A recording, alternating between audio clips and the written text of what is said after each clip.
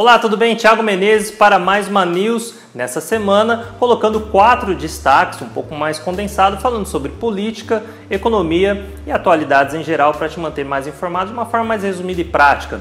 Primeiro destaque, vamos falar sobre aí possível saída do PSDB, cenário político que acaba impactando no dólar. Essa incerteza política acaba gerando aí para os investidores uma saída, né? Quando os investidores olham para cá e falam, poxa, não consigo prever cenário futuro do que vai acontecer com a economia no Brasil, o que vai acontecer com a política, os caras começam a vender seus títulos aqui no Brasil, começam a resgatar títulos de renda fixa, começam a vender ações e aí saem com seus dólares daqui da economia e vão para outras economias.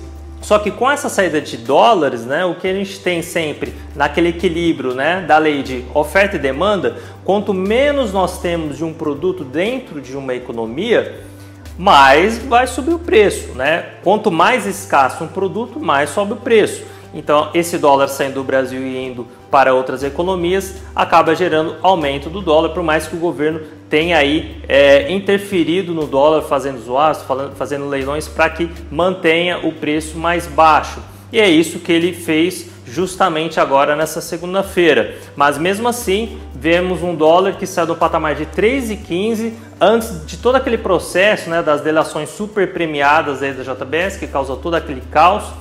Os caras até aproveitaram bem e compraram algumas toneladas de dólares aí na mesma semana, deram uma boa lucrada e até a CVM já está de olho aí e até a Polícia Federal também para investigar essa operação muito suspeita da JBS, dentre outras, né? Mas voltando ao tema, o dólar saiu de 3,15 e foi para o patamar de mais de 3,40, voltou para 3,25 na semana passada e agora passou de novo do patamar de 3,31. Cenário político e incerteza é o que está afugentando investidores e fazendo o dólar subir então. Outro destaque, segundo destaque, falando sobre perspectivas de inflação. A inflação está caindo, Thiago? Os preços estão caindo? Poxa, estou vendo no supermercado, você fala que a inflação está diminuindo, mas os preços estão altos? Não estou nunca falando que a inflação está diminuindo e nem os economistas. O que a gente passa são informações, basicamente de perspectivas de economistas e dados já calculados, mostrando que a inflação está crescendo menos, né?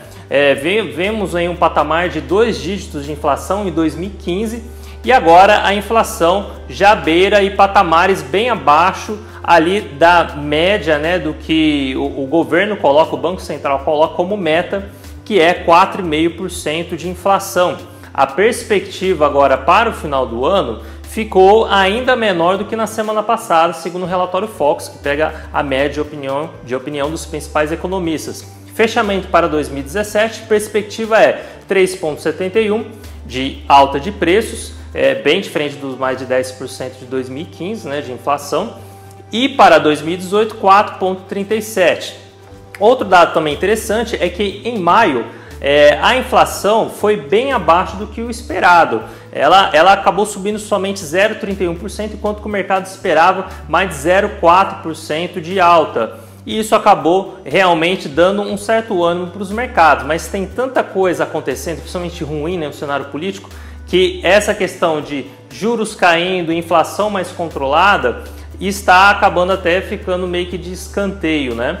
Mas até a inflação também nos últimos 12 meses, que foi já calculada, né, pelo índice IPCA, também de 3,9%, já está abaixo da média também da meta do Banco Central de 4,5%.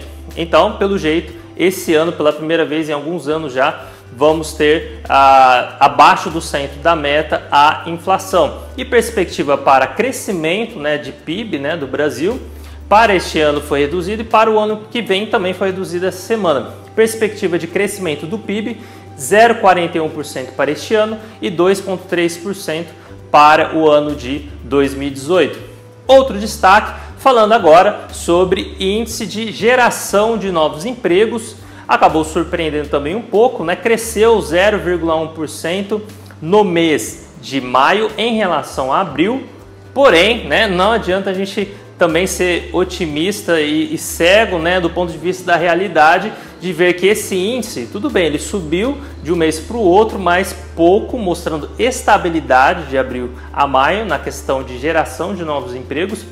Porém, quando a gente pega o mesmo mês de maio comparado a maio de 2016, a queda foi de mais de 8% de geração de novos empregos. E quando você pega o acumulado de geração de empregos sobre o mesmo índice para o ano de 2017, houve uma queda de mais de 5%. Então ainda é muita cautela para se pensar em recuperação e geração de empregos, porque ainda parece que está no máximo colocando aí um cenário de equilíbrio e parar a queda, pelo menos, né, de nova geração de empregos, né? A queda acumulada nos últimos meses ainda é bem alta.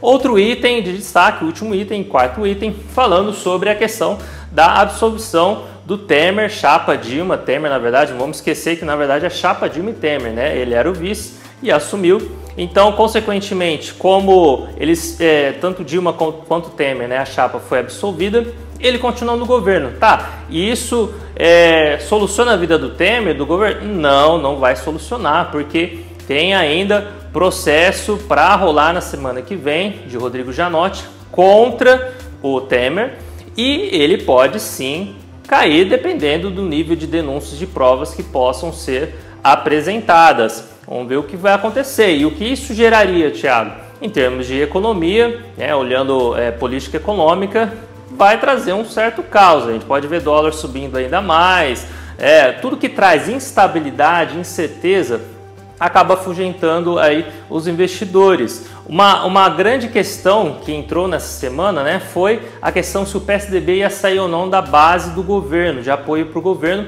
o que é muito importante para tanto implementação de reformas, como a reforma da Previdência, que é uma das questões aí chaves que o governo tem levantado para conseguir controlar o crescimento dos gastos, né?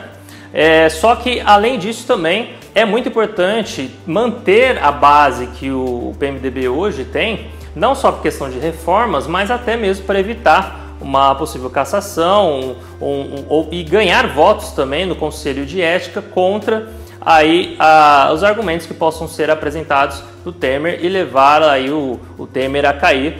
E aí o que o PMDB está oferecendo em contrapartida para PSDB e aliados, né? PSDB, por exemplo, a contrapartida é que eles estão oferecendo, o PMDB está oferecendo aí suporte para a candidatura presidencial do PSDB no ano de 2018, né? Então começa a tirar ali aquela ideia de o PMDB surgir com uma própria candidatura e talvez apoie aí o PSDB em contrapartida.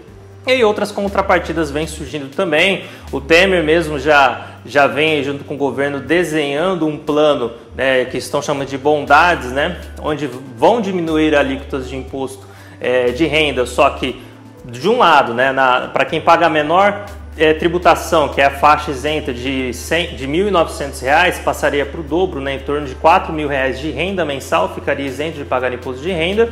Porém, a classe que é um pouco mais endinheirada, né, ou pelo menos sócios que recebem por dividendos, pagariam tributos, porque os dividendos seriam tributados. Isso afetaria principalmente o mercado financeiro, porque ações, fundos imobiliários, vários outros títulos que pagam via dividendos seriam tributados. E tem toda a conversa de dupla tributação, porque o cara já paga imposto na empresa e ainda vai pagar imposto nos dividendos, né?